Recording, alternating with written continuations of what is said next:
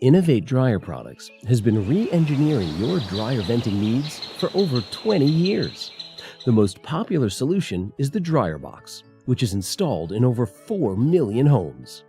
This simple metal receptacle allows you to locate the washer and dryer flush against the wall without crushing the hose. The long-term 90-degree elbow and 45 provide run-length benefits to the builder and improved efficiency to the homeowner. For roof terminations, the dryer jack is specifically designed to achieve 100% airflow. Dryer placards fulfill the trade's final inspection requirements by identifying the overall length of duct run. The award-winning Lint Alert is a safety alarm that monitors and displays the back pressures in the dryer's exhaust and lets users know when blockage becomes an issue. To connect the dryer, the UL-listed Dryer Flex transition duct is as flexible as slinky foil, yet maintains the same rigidity and airflow efficiency as traditional semi-rigid materials.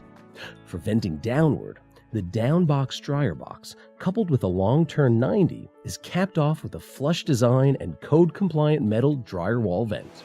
When used together, In-O-Vate's dryer venting solutions improve interior and exterior aesthetics and ensure your home is venting as safe and efficient as possible.